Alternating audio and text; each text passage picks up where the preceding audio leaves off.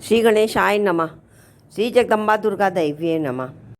वैशाख मास की गुप्त नवरात्रि में हम सब ने माँ का पूजन अर्चन किया, माँ का आशीर्वाद लिया। और अब गुरु पूर्णिमा आ रही है।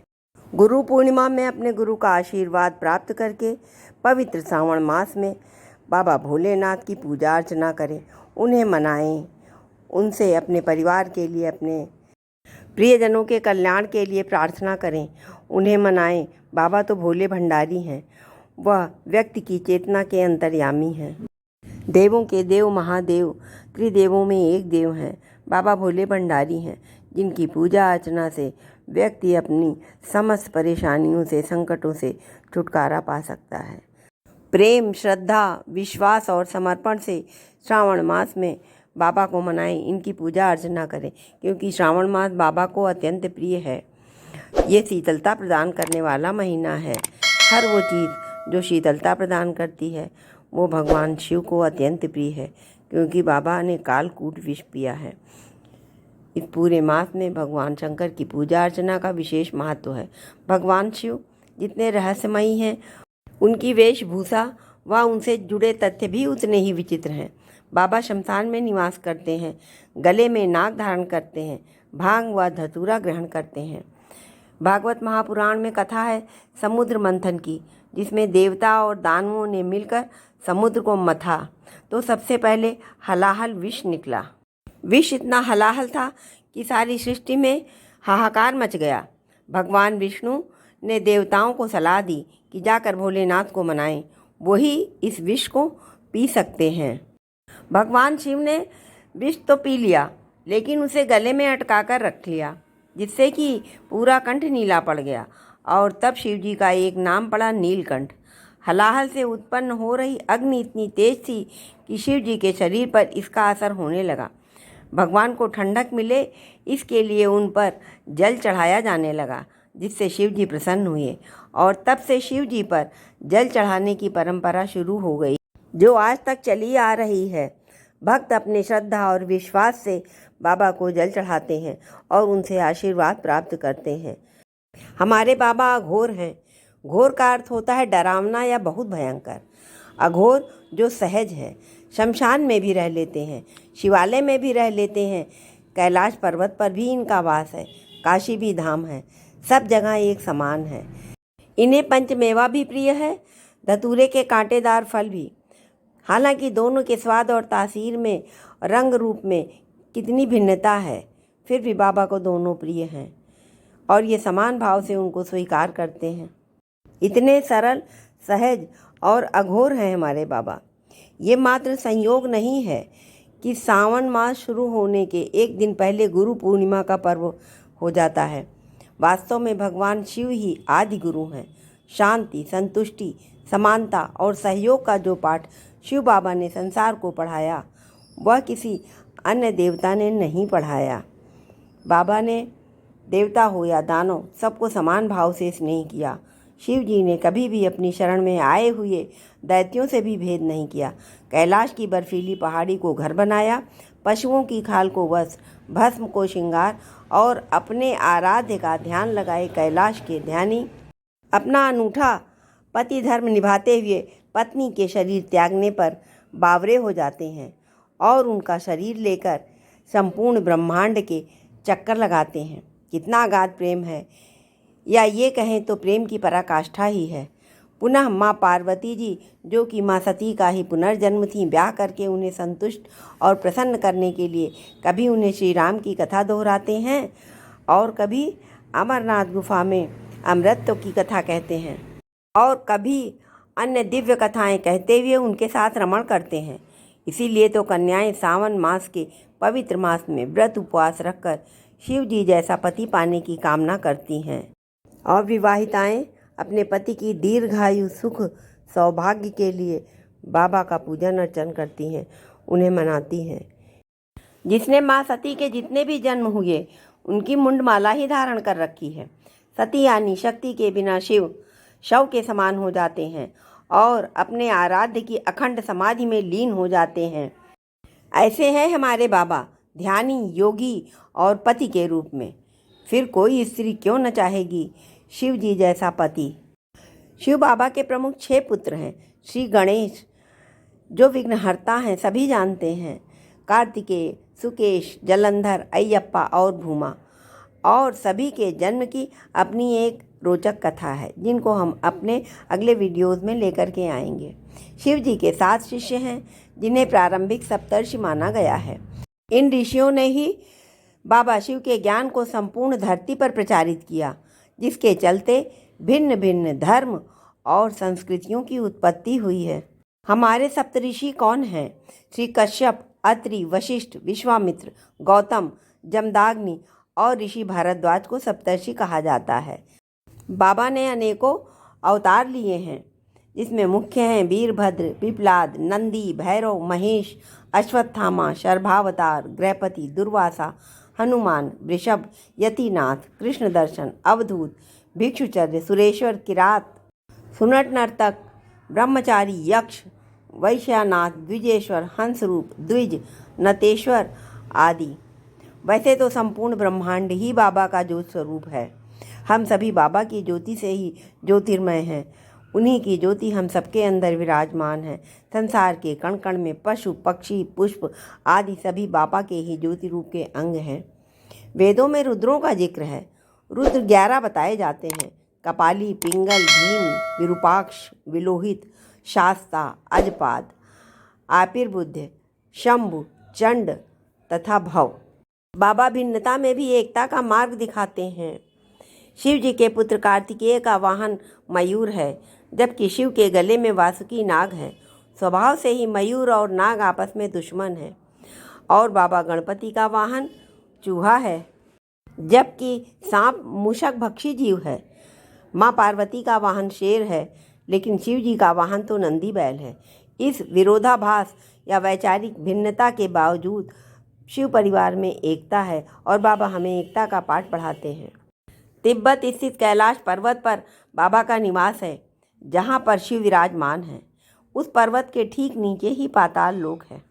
ब्रह्मा, विष्णु और सभी देवी देवताओं सहित भगवान राम और श्री कृष्ण भी शिव जी के भक्त हैं। मानस में बाबा ने कहा भी है, शिव द्रोही ममदास कहावा, सो नर सपनेहु मोहि न पावा। और शिव जपै राम, राम जपै जेही। इस प्रकार बाबा शिव और श्री राम एक दूसरे के अनन्य भक्त हैं। दोनों ही एक दूसरे के आराध्य हैं। सोमवार, प्रदोष और श्रावण मास में शिव जी के व्रत रखे जाते हैं। शिवरात्रि और महाशिवरात्रि शिव बाबा का प्रमुख पर्व है। ओम नमः शिवाय शिव जी का महामंत्र है। और दूसरा महामृत्युंजय मंत्र ओम ह्रौम जूम सः ओम भूर्भुवः स्वः ओम त्र्यंबकम यजामहे सुगंधिम पुष्टिवर्धनम उर्वारुकमिव बंधनान् मृत्योर्मुक्षीय मामृतात्। ओम स्वः भुवः भुः ओम सः जूम ह्रौम ओम। बाबा का महामृत्युंजय मंत्र तो हमारे मृत्यु तुल्य कष्ट को भी, या कहें तो मृत्यु को भी भगाने की सामर्थ्य रखता है, क्योंकि भावी मेट सकैं त्रिपुरारी। विधाता के लिखे हमारे बुरे लेख को, हमारे बुरे कर्म को मिटाने की सामर्थ्य सिर्फ त्रिपुरारी में है, हमारे भोले बाबा में ही है। शिव बाबा ने कालकूट नामक विष पिया था, जो अमृत मंथन के समय निकला था। शिव जी ने भस्मासुर व रावण जैसे कई असुरों को वरदान दिया था। भस्मासुर को तो वरदान देकर बाबा स्वयं ही मुश्किल में पड़ गए थे और उससे बचने के लिए एक पहाड़ी में अपने त्रिशूल से एक गुफा बनाई और वे फिर उसी गुफा में छिप गए। वह गुफा जम्मू से 150 किलोमीटर दूर त्रिकुटा की पहाड़ियों पर है। दूसरी ओर भगवान शिव जी ने जहाँ माँ पार्वती को अमृत की कथा सुनाई थी, वह अमरनाथ की गुफा कहलाती है। शिव जी ने तो क्रोध में कामदेव को भी भस्म कर दिया था और बाबा ने ही श्री गणेश जी और राजा दक्ष के सिर को जोड़ दिया था। आज इस आधुनिक और तकनीकी युग में भी हम जहां बॉडी के प्रत्येक ऑर्गन्स को इम्प्लांट करने की क्षमता नहीं रखते हैं, वहीं प्राचीनतम काल में बाबा ने हमारे सिर जैसे एक कॉम्प्लिकेटेड ऑर्गन को इम्प्लांट किया था, श्री गणेश जी में और राजा दक्ष जी में। इस प्रकार हमारी तकनीकी कहें या हमारा योग कहें या जो कुछ भी कहें, हमारा पुरातन काल कितना शक्ति संपन्न था और ब्रह्मा जी द्वारा छल किए जाने पर शिव जी ने ब्रह्मा जी का 5वां सिर काट दिया था। बाबा शिव के वैसे तो अनेक नाम हैं, जिनमें 108 नामों का उल्लेख पुराणों में मिलता है। कुछ प्रचलित नाम हैं महेश, नीलकंठ, महादेव, महाकाल, शंकर, पशुपतिनाथ, गंगाधर, नटराज, त्रिनेत्र, भोलेनाथ, आदिदेव, आदिनाथ, त्रयंबक, त्रिलोकेश, जटाशंकर, जगदीश, प्रलयंकर, विश्वनाथ, विश्वेश्वर, हर, शिव शंभु, भूतनाथ और रुद्र। बाबा के कितने ही नाम हैं, हम उनके सभी नाम लेने में समर्थ ही नहीं हैं। बाबा के 12 ज्योतिर्लिंग हैं, हमारे पूरे भारतवर्ष में हैं। सोमनाथ, मल्लिकार्जुन, महाकालेश्वर, ओंकारेश्वर, वैद्यनाथ जी, भीमाशंकर, रामेश्वर, नागेश्वर नाथ जी, विश्वनाथ जी, त्रयंबकेश्वर, केदारनाथ, घृणेश्वर। ज्योतिर्लिंग की उत्पत्ति के संबंध में अनेकों मान्यताएं प्रचलित हैं।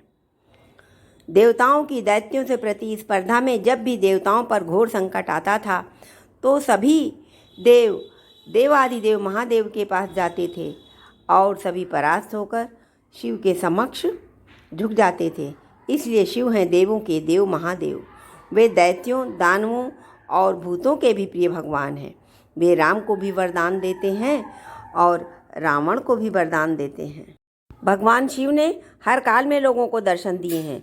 राम के समय में भी शिव थे, महाभारत काल में भी शिव थे और इनके आगे व पीछे सभी कालों में शिव जी का वास था। ये अनादि हैं, अनंत हैं, ये ही महाकाल हैं।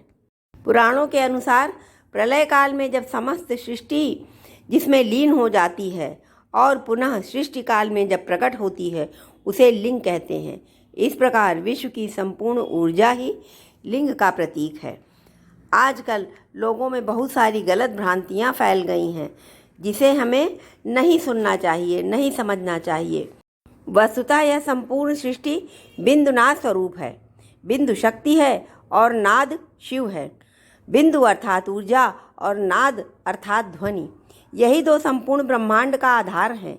इसी कारण प्रतीक स्वरूप शिवलिंग की पूजा अर्चना की जाती है। शिव पुराण के अनुसार ब्रह्म, माया, जीव, मन, बुद्धि, चित्त, अहंकार, आकाश, वायु, अग्नि, जल और पृथ्वी को ही वस्तुतः 12 ज्योतिर्लिंगों या ज्योतिपिंडों का स्वरूप माना गया है।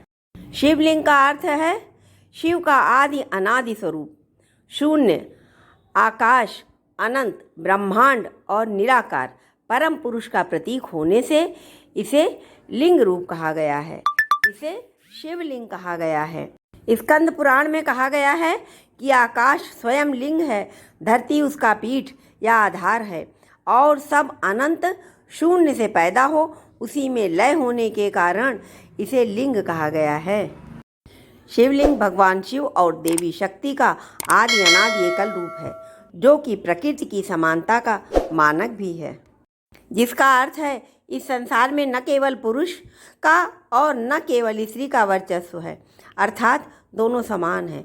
आज इतने समय बाद भी जहाँ हम नर और नारी समान की बात करते हैं, वहाँ हमारे पुरातन में ही भगवान भोलेनाथ ने अर्धनारीश्वर रूप रख करके ये सिद्ध कर दिया था कि नर और नारी दोनों ही एक ज्योति के रूप हैं और दोनों के बिना ही ये संसार अपूर्ण है। जैसे शक्ति के बिना शिव शव के समान है, उसी प्रकार नारी के बिना नर का कोई स्वरूप ही नहीं है। आज के समाज में वर्चस्व और समानता की जो लड़ाई चल रही है वह व्यर्थ ही है, क्योंकि स्त्री और पुरुष एक दूसरे के पूरक हैं। एक के बिना दूसरे का अस्तित्व ही नहीं है। शिव जी की महिमा और उनका कितना बखान किया जाए ये कम ही है। हरि अनंत हरि कथा अनंता जैसे कहा गया है, वैसे हमारे बाबा भी अनंत शक्ति संपन्न हैं, अनंत ब्रह्मांड के, अखिल ब्रह्मांड के मालिक हैं, त्रैलोक्याधिपति हैं। शिवलिंग के महात्म का वर्णन करते हुए शास्त्रों ने कहा है, जो मनुष्य किसी तीर्थ की मृतिका से शिवलिंग बनाकर उनका विधि विधान से पूजा अर्चना करता है वह शिव रूप ही हो जाता है। शिवलिंग का श्रद्धा व भक्तिपूर्वक सविधि पूजन करने से मनुष्य संतान, धन, धान्य, विद्या, ज्ञान, सद्बुद्धि, दीर्घायु और मोक्ष की प्राप्ति करता है और घर के सभी दोष जैसे वास्तु दोष, पितृ दोष आदि का नाश होता है। ओम त्र्यंबकम यजामहे सुगंधिम पुष्टिवर्धनम उर्वारुकमिव बंधनान् मृत्योर्मुक्षीयमामृतात्। ओम नमः शिवाय। ओम महाकालाय नमः।